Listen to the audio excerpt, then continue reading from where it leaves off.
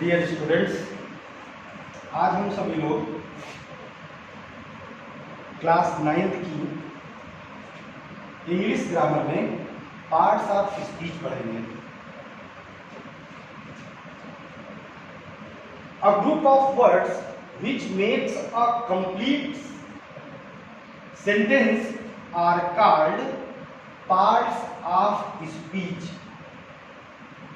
Words का ऐसा group जो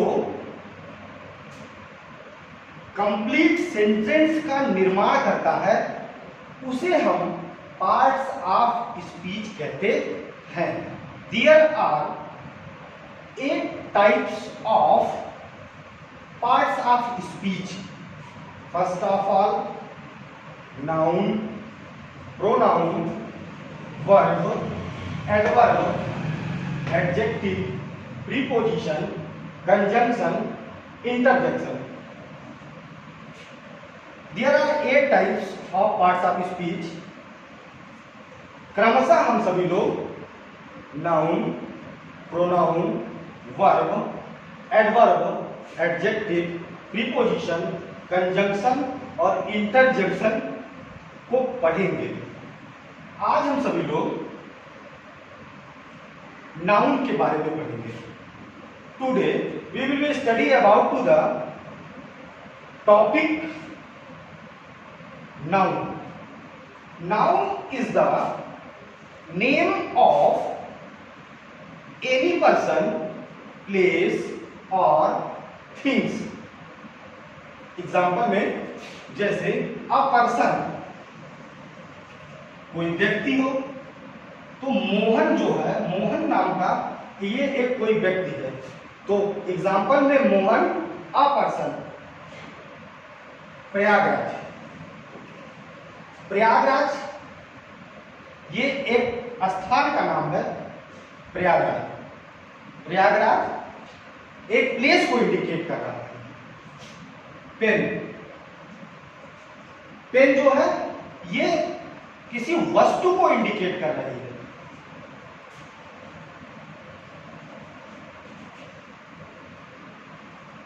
There are 5 types of noun। Proper noun, common noun, collective noun, material noun, abstract noun. जो पहला noun है वह प्रॉपर नाउन है। Proper noun is the name of particular person, place और things. Proper noun किसी विशेष व्यक्ति, विशेष स्थान, विशेष वस्तु के बारे में इंडिकेट करता है। जैसे एग्जांपल में Ram was born in Ayodhya. Ram का जन्म अयोध्या में हुआ था। राम यहाँ पर इस सेंटेंस में एक विशेष व्यक्ति है जिसका जन्म अयोध्या में हुआ था। तो राम और अयोध्या जो है वह क्या है? वह प्रॉपर नाउन है। दूसरा sentence, please give me a red pen. अगर इस सेंटेंस में अगर दूसरी तरह से लिखें, please give me a pen, अगर केवल पेन होता तो ये जो पेन है वह कॉमन नाउन को इंडिकेट कर रहा है। रेड पेन है, पेन में तो कई प्रकार की पेनें हो सकती हैं, येलो, रेड, ब्लू, ब्लैक। अगर रेड, ब्लैक, ब्लू ये सब के साथ अगर पेन का यूज कर रहे हैं इस सेंटेंस में, तो ये जो रेड पेन है वह क्या है?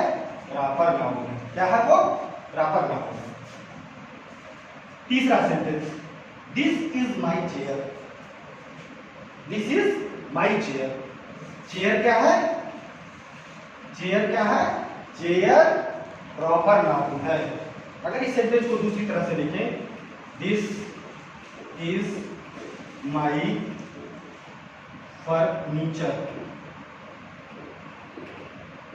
फर्नीचर, फर्नीचर क्या इंडिकेट कर रहा है?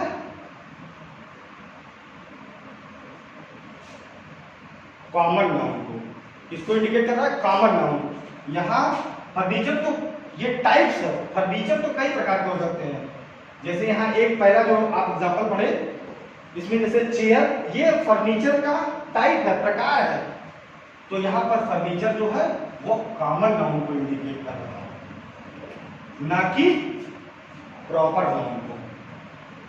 चलिए आगे चलते हैं।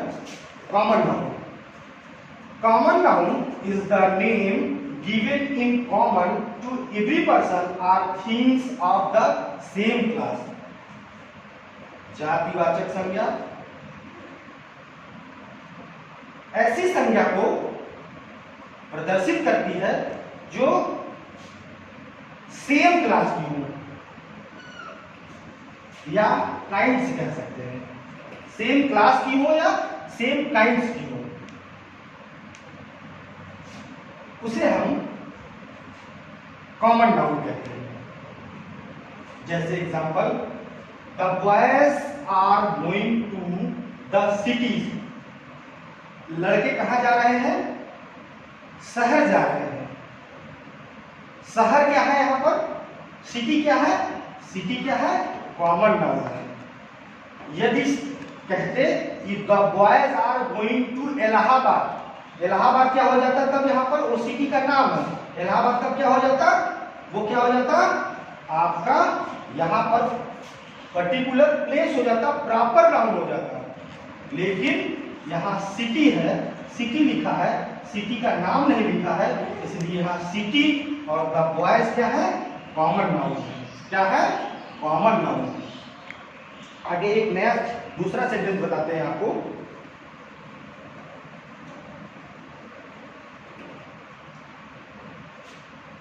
India is a network of the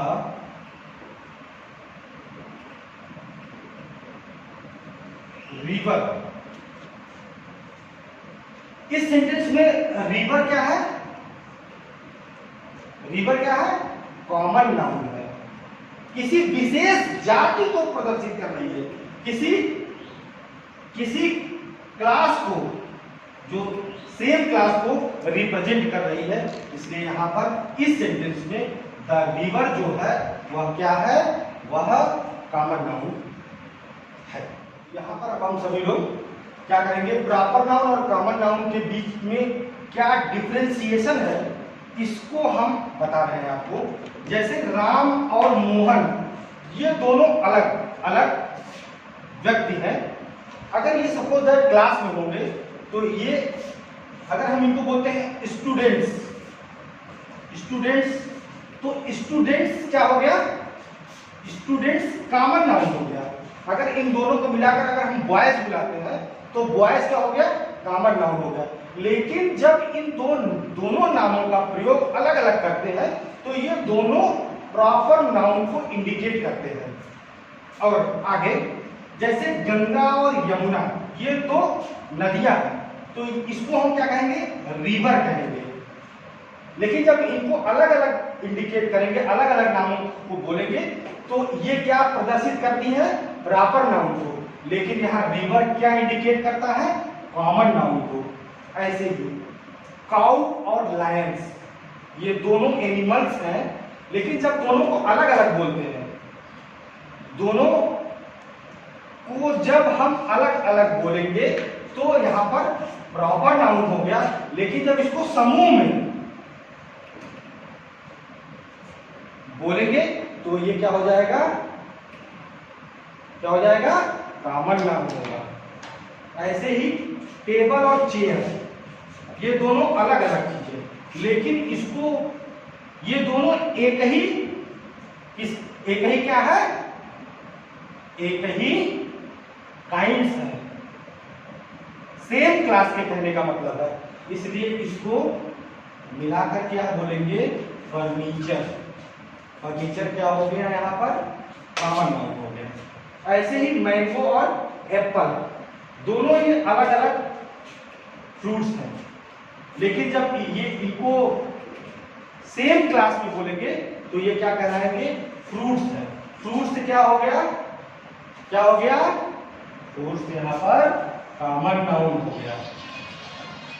पिछली क्लास में हम सभी लोग नाउन के पार्ट्स पढ़ रहे थे, जिसमें से दो नाउन के पार्ट्स हम पढ़ चुके थे, प्रॉपर नाउन और common noun.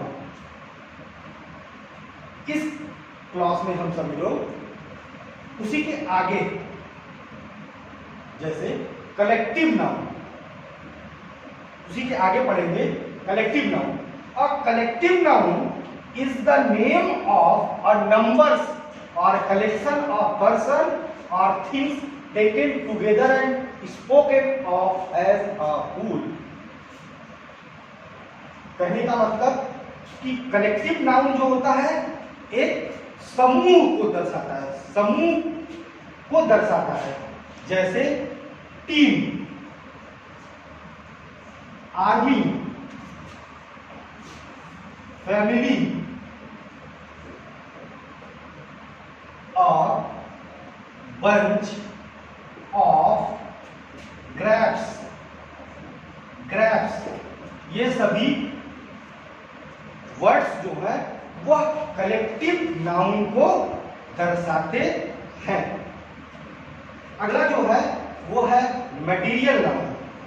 Material noun refer to the substance of any kinds like metals or non-metals। पदार्थवाचक संज्ञा एक ऐसी संज्ञा है जो धातु और अधातु को प्रदर्शित करती है। जैसे गोल्ड, सिल्वर, आयरन, कॉपर, ये सभी जो है ये मेटल्स हैं। और rice, water, it is a indicate to the non metals. Abstract noun. Abstract noun, this noun is a indicate to the feelings of heart which is not physical existence। physical, not physical existence का मतलब can not be seen, can not be touched। just like example, जैसे honest, honesty, honesty, honesty बुराई, shade, शारो, सारो,